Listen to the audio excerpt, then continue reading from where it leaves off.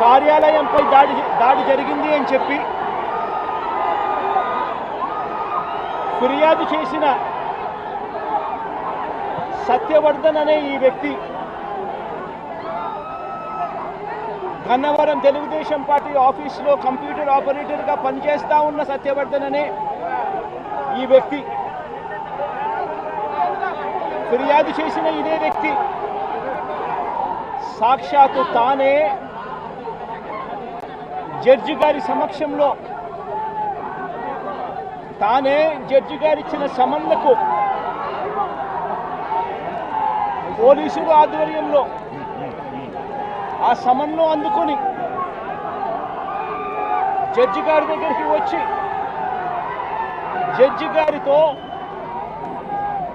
తానిచ్చిన వాంగ్మూలాన్ని ఒకసారి గమనిస్తే ఆ వాంగ్మూలంలో ఆయన చెప్పిన మాటలు ఏమిటి, చివరికి ఈరోజు వంశీ మీద పెట్టిన ఫాల్స్ కేసు ఏమిటి, ఇదే సత్యకుమార్ అనే వ్యక్తి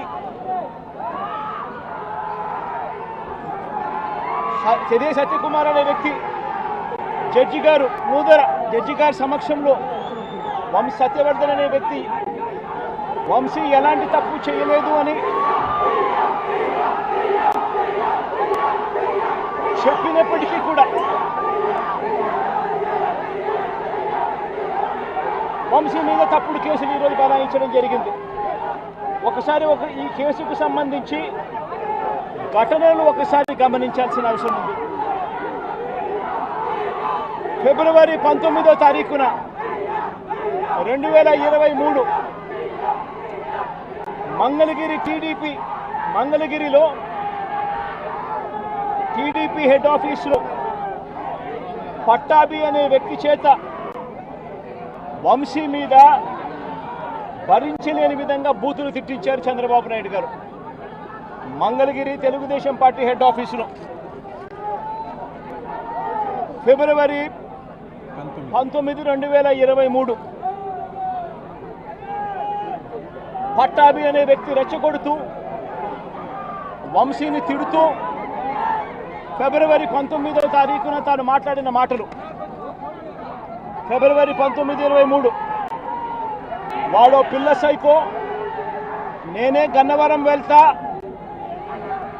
ఎవడేం పీకుతాడో చూస్తా, ఆ వంశీ సంగతి తేలుస్తా, నియోజకవర్గంలో నుంచి బయటికి విసిరేస్తా అంటూ గన్నవరం ఎమ్మెల్యే వల్లభనేని వంశీని రెచ్చగొట్టింది సాక్షాత్తు ఫిబ్రవరి 19వ తారీఖున ఇదే పట్టాభి అనే వ్యక్తి. అంతటితో ఆగకుండా ఫిబ్రవరి 20వ తారీఖున అంటే మరుసటి రోజు చంద్రబాబు గారు పట్టాభిని నేరుగా గన్నవరంకే పంపారు. గన్నవరంకే పంపి గన్నవరంలో ఆయన అక్కడికి వెళ్ళి గన్నవరంలో మళ్ళీ ప్రెస్ మీట్ పెట్టి మళ్ళీ వంశీని మళ్ళీ తిట్టి అదే గన్నవరంలో చుట్టుపక్కల ప్రాంతాల నుంచి తాను పోగేసిన మనుషులను తాను వెంట పెట్టుకుని ప్రెస్ మీట్లో మళ్ళీ మరొకసారి వంశీని తిట్టి ఒక ప్రొసెషన్గా వైఎస్ఆర్సీపీ ఆఫీసును అటాక్ చేయడం కోసం ఫిబ్రవరి 20వ తారీఖున ఇదే పట్టాభి బయలుదేరిన ఈ ఘటనలో ఇదే పట్టాభి ఫిబ్రవరి 20వ తారీఖున వైసీపీ ఆఫీసుకు తాను మనుషులతో ప్రొసెషన్గా తాను అక్కడికి వెళ్ళి ఆ రోజు పార్టీ బయట ఉన్న ఒక దళిత సర్పంచ్ సీనయ్య అనే వ్యక్తిని కూడా పట్టాభి వాళ్ళ మనుషులు దాడి కూడా చేయడం జరిగింది. ఈ దాడి జరుగుతా ఉన్న నేపథ్యంలో ఉద్రిక్తతల మధ్య పోలీసులు కూడా నిర్వహించేదానికి విశ్వ ప్రయత్నం కూడా చేశారు. ఆ చేసిన అవిశ్వ ప్రయత్నంలో సిఐ కనకారావు, ఈయన కూడా దళితుడే, సిఐ కనకారావు తల పగలగొట్టి నిరోధించే కార్యక్రమంలో సిఐ కనకారావు తల కూడా ఇదే అల్లరి మూకలు పట్టాభి నేతృత్వంలో ఇదే అల్లరి మూకలు తల కూడా పగలగొట్టారు. ఇలాంటి ఉద్రిక్తతల మధ్య ప్రతిచర్యగా తెలుగుదేశం పార్టీ వాళ్ళు ఇటువైపున రావడం, ప్రతిచర్యగా వైసీపీ వాళ్ళు కూడా అటువైపున వెళ్లే కార్యక్రమం జరగడం, ఈ ఘటన జరిగింది. రెండు వైపులా ఆ రోజు పోలీసులు కేసు పెట్టారు. వైసీపీ ప్రభుత్వం అధికారంలో ఉంది, అయినా కూడా వన్సైడెడ్గా కేసులు వాళ్ళ మీద పెట్టలేదు.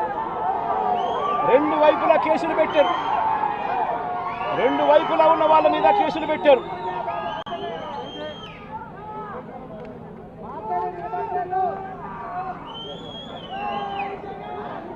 తర్వాత గన్నవరం ఘటనకు సంబంధించి అప్పటి పోలీసులు సుమోటోగా టీడీపీ పార్టీ మీద, వైసీపీ పార్టీకి సంబంధించిన వాళ్ళ మీద, ఇద్దరి మీద కేసులు పెట్టారు. ఇదే సమయంలో టీడీపీ వాళ్ళు 3 కంప్లైంట్స్ కూడా ఇచ్చారు, అవి కూడా తీసుకోవడం జరిగింది. కానీ ఈ ఘటనలన్నీ కూడా టీడీపీ ఇచ్చిన కంప్లైంట్స్లో కానీ, ఆ రోజు ఇచ్చిన కంప్లైంట్స్లో కానీ, పోలీసులు పెట్టిన కేసుల్లో కానీ ఎక్కడా కూడా వంశీ పేరు లేదు.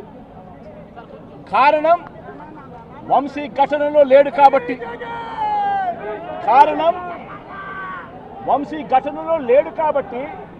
ఘటనా స్థలంలో తాను లేడు కాబట్టి వంశీ పేరు ఎక్కడ ఎవరు కూడా చెప్పలేదు. తెలుగుదేశం పార్టీ ఇచ్చిన కంప్లైంట్స్లో కానీ, పోలీసులు పెట్టిన కేసుల్లో కానీ ఫిబ్రవరి 22వ తారీఖున, అంటే ఫిబ్రవరి 20వ తారీఖున ఇది జరిగింది. ఇది జరిగిన 2 రోజుల తర్వాత